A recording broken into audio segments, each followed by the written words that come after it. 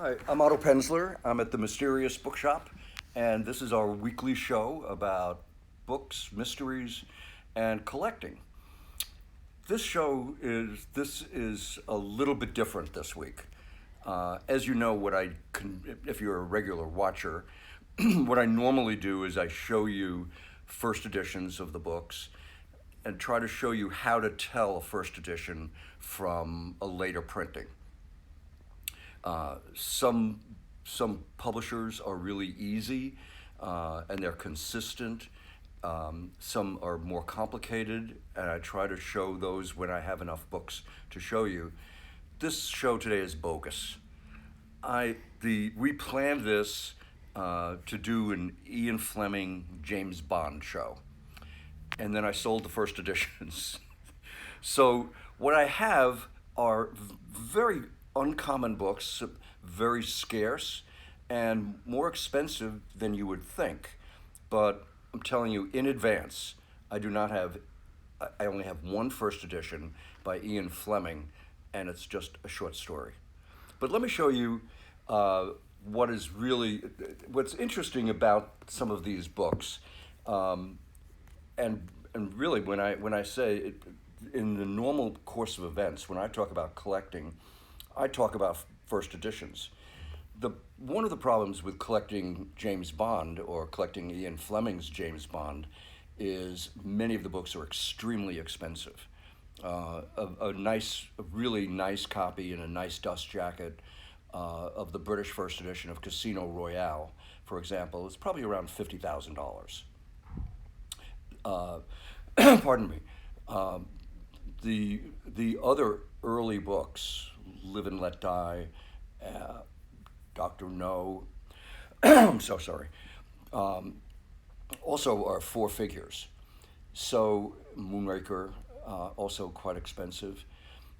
So since most people can't afford to collect the first editions, one of the things that's become a way of collecting James Bond without being a millionaire is to buy either later printings or a series of facsimiles that were produced of those books.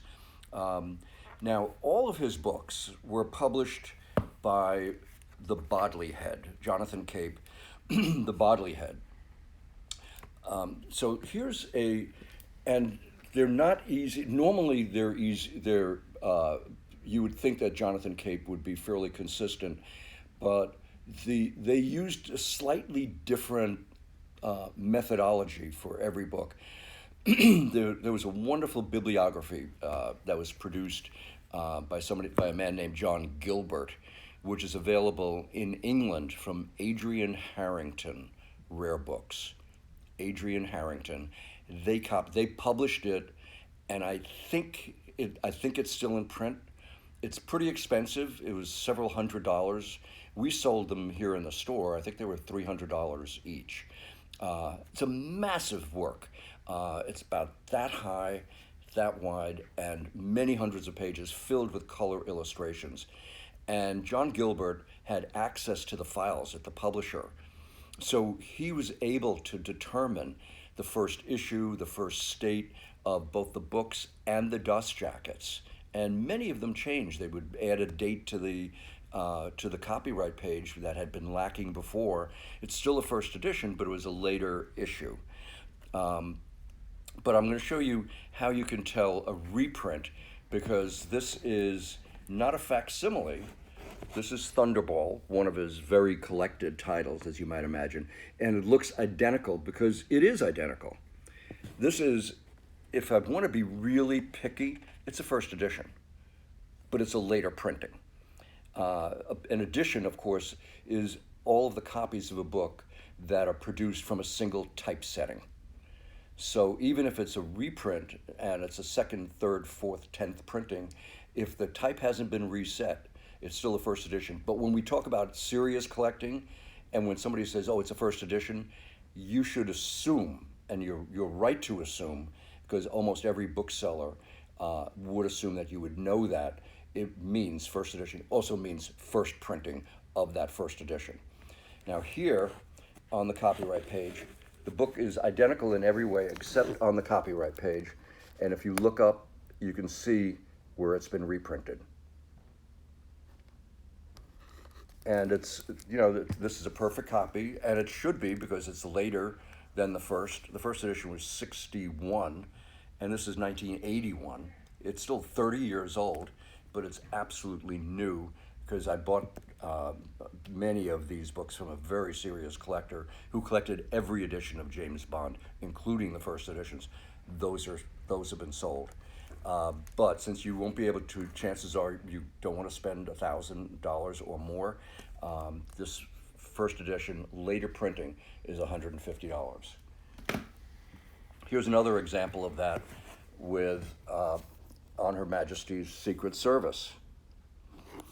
And you go to the copyright page, and I'll show you again. Again, this is the first edition, but a later printing, and there's evidence of the reprints. This one is a slightly later book, so it was reprinted more times, and it's less expensive. It's $75. Now, in addition to the reprints, which those are, there was a series of new editions, totally accurate in every way, that were produced as facsimile editions. They look exactly like the first editions. They're facsimile in, pardon me, in every way, but there's a notice on the copyright page that tells you it's a facsimile edition. These are highly collected. They were produced in slipcases like this, in fairly limited numbers, and so they're very, very highly sought after. This is one of the scarcer ones, and it's $250. Here's another one, also in a slipcase, The Spy Who Loved Me, which is $150. For Your Eyes Only, which is also $150. Dr. No, tiny bit less common, it's $175. And Thunderball, which is $150, which is the same price as the later printing of the first edition, but they're equally collected. The one true first edition I have of an Ian Fleming James Bond is this, which is a very elegantly published auction catalog. And evidently somebody at Sotheby's knew Ian Fleming and got him to write a short story, and it's a James Bond short story called The Property of a Lady. And this is really easy. There was only one printing. It's an auction catalog.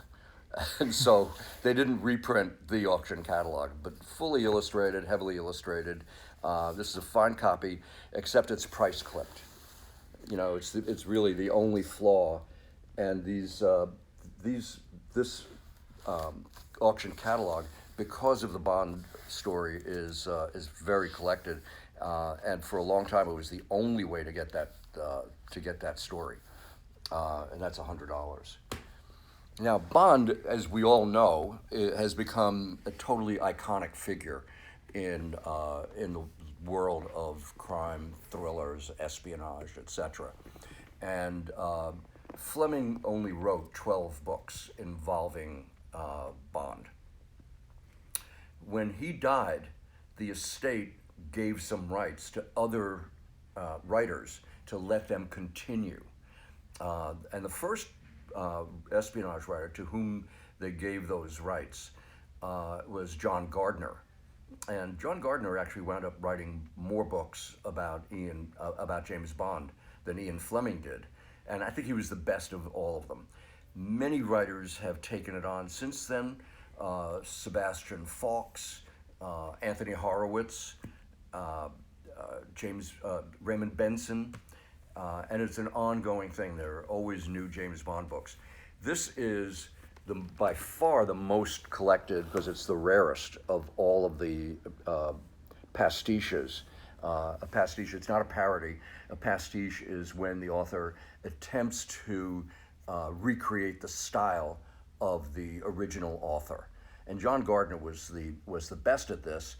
And this was essentially a novelization of a movie and was published as a paperback original. And then years later, a few years later, I published in a series I was publishing called The Armchair Detective Library. I published the first hardcover edition of that book. And you can see there's a number sequence. It's the same thing that I would do at Mysterious Press, although this was the first hardcover edition.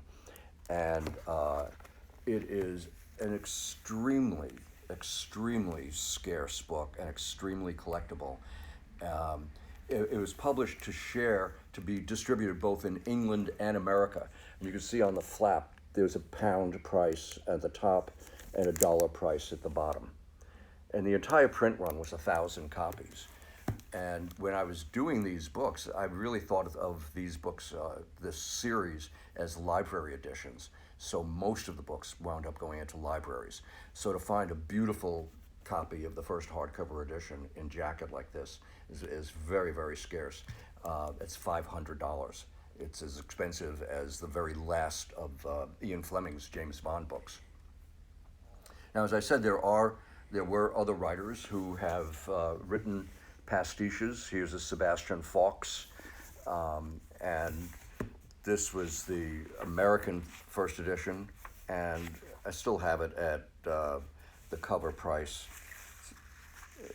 And there's the number sequence on the copyright page to show you that it's the first printing. It's $24.95. And then Raymond Benson did a pretty long series too. I can't remember how many, but it was at least 6 books. And these were the British editions, Hodder and Stoughton. They were also published in America, but this is the Hodder and Stoughton editions. They were pretty, because by this point the Bond films had become so huge. Even the pastiches were being published in large quantities. The books by John Gardner that were published in America are everywhere. They made bestseller lists year after year, and so they're very inexpensive, $20, $25, and you can get them. Hodder and Stoughton, the British publisher, shows its books with the number sequence, as so many publishers do in the modern era. So that's one Raymond Benson, that's another Raymond Benson, roughly the same price. As I said, they're fairly common. One of the things that happened, inevitably, as it happened with Sherlock Holmes, there were parodies written. And there are a bunch. I didn't bring up everything. I have shelves full of James Bond. I love Bond. There are picture books about the movies. There are all kinds of books written about Ian Fleming and James Bond. I just didn't want to bring up 80, 200 books. But this is a particularly funny, not Goldfinger, it's Lock's Finger, featuring Oi Oi 7. You have to be a New Yorker to fully appreciate that. And one is on another one. I think if the title, if I have it correctly, is "On the Service of His Majesty the Queen." I did a bibliography. I wrote a bibliography years ago about collecting Ian Fleming and James Bond. It's so outdated. The big bibliography by John Gilbert is the way to go. If you can afford, if you want to collect him, you have to have that bibliography. It's really great. I don't have one at the store. You have to go to Adrian Harrington. And then there are just many other books that are about him. This is just a sampling. This is quotes from the book. Here's one on the politics of James Bond. James Bond, did he really live twice? And biographies by John Pearson, Andrew Lysette, and then just some just to give you an example of the kind of book, if you really are collecting James Bond in depth, come by, because I've got hundreds, and they're really, a lot of them are beautiful books and endlessly fascinating but you have to be deeply into it, because a lot of them are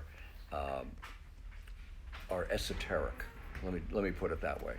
So there we have James Bond and Ian Fleming. Thanks for watching.